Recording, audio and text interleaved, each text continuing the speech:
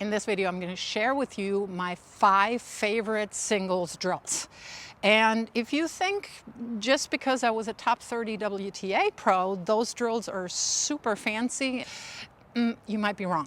In fact, you probably know all of those drills and you may have done them before. For me, really, for a drill to be effective, it doesn't have to be super complicated.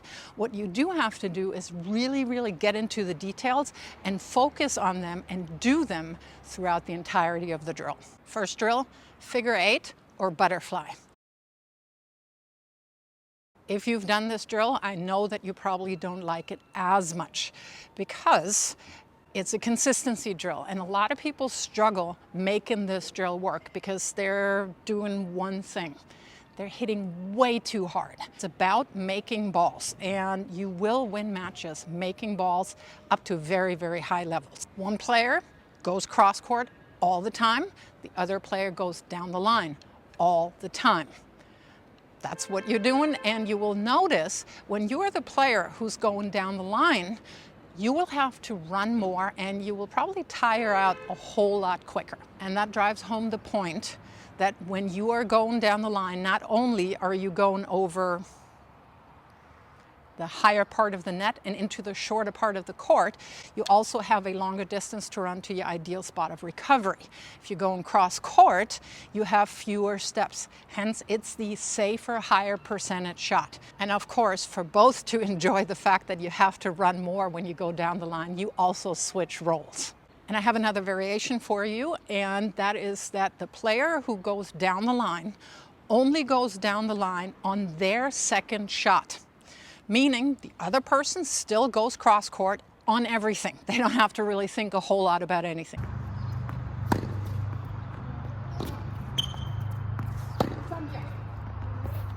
And that drives home the point that after you hit a down the line shot, if that wasn't a great ball and puts your opponent under pressure, your next choice then is a cross court. So you basically give yourself a little bit of breathing room. And by the way, this is not a drill for very advanced players necessarily only. I'm doing this drill with 3.0, 3.5 players, from literally advanced beginners to intermediate players, and we're modifying this drill a little bit. So one thing you can do, and I know it's not very popular, but once you get to make more balls, players really buy into that, use green dot balls.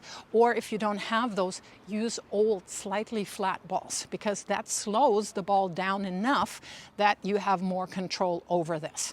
It also becomes a mental skills drill, because at some point when you're running, you're getting tired. And what do we want to do when we get tired? We usually want to go for shots to finish that point. So you're starting to slap balls, you're starting to do whatever kind of weird things. And when you can work through that, that will definitely benefit you in long rallies and matches. You stay disciplined.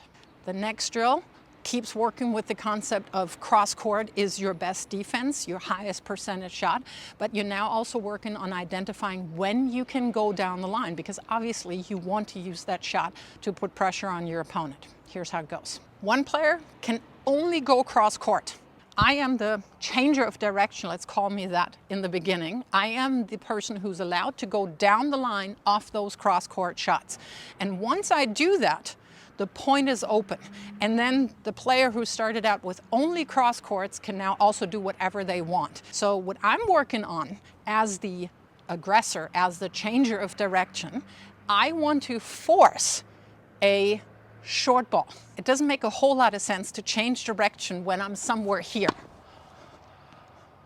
because you see that I'm not only out of the picture, I'm also out of the court. If I'm going down the line from way far out and far behind the court, I'm hitting myself out of the point.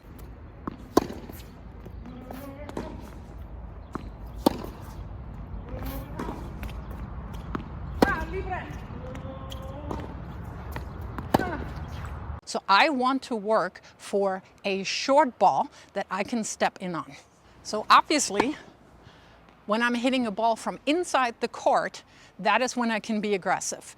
And once I hit that down line ball, and by the way, if by accident I shank it or something and it goes down the line, the point is still open. So you have to be ready to then potentially play defense. Now, of course, the person that goes cross court, make sure that you recover each time all the way to your bisector of an angle. Because usually when we're just doing our cross court rallies, guess what? People start to kind of hang out and park themselves, kind of almost more in a doubles position. And that way in this drill, you're working on being ready in case your opponent goes down the line. The next drill is called on the ropes. And it sounds a little weird, but it works on defense. So you're starting the point off with one person feeding from the single sideline. I'll just demonstrate it on the outside, but of course you do it on both sides and you switch roles as you do in all of these drills. You're feeding the ball cross court from here. And as soon as you fed the ball, feed it with your regular forehand, you have to move quickly to the hash mark, touch the hash mark. Your opponent's first ball has to go cross court. And they can start out being mean. They're not babying the ball back to you. And you're basically, after you're feeding, you have your change of direction and you have to start on defense. And again, depending on the quality of your opponent's shot, you start in a pretty bad position. As the feeder, you're working on getting off the ropes, like a boxer who's pushed into the ropes and defending punches. You're trying to work on getting from defense to offense. And of course, the receiver of the feed, they're working on maintaining control of the point. Once that first ball has gone cross court for the receiver, the point is open, the court is open, either player can do whatever they want to do. The next drill is called entrance ball drill. You have two players, you're both starting in the center of the court. One player is deliberately feeding a short ball through the middle, around the service line, and the person receiving that ball has to come in with that ball, and we're starting out hitting that approach shot to the backhand, to the outside for a right-hander. If you play with a lefty, then of course you go to their backhand first. The person who has fed the ball is on defense again right away. So when I'm being attacked here on my backhand and I don't have a clear passing shot, I want to work on getting the ball down to the approacher's feet. So hopefully, they struggle with the volume number one, and they have to lift it, which slows it down so that on the second ball, hopefully I get a clearer pass. I can also try to lob. I can do whatever I want. And the person who's coming in obviously works on coming in, making that approach shot, and then getting into an ideal volley position. And remember that you always want to shade over towards the half of the court that you're attacking. And as you see with the points that we played, Miguel had a couple of really great volleys there. And then, of course, you're also switching the side to which the approacher has to approach. Because, yeah, in matches, you will have to attack your opponent's forehands a couple of times as well. And then, of course, you're also switching roles. If you've ever been to any one of my sessions, you will have done this drill. It's potentially not the sexiest drill on the planet, but to me, it's one of the best. Because usually what happens when we're working on serves is this. We work on serves with balls from the basket, and then players serve. Then they start chit-chatting, then they get the next ball. They never get ready for the next ball. So this drill works on getting ready for the second ball for both the server and the returner. So as the server, I'm serving,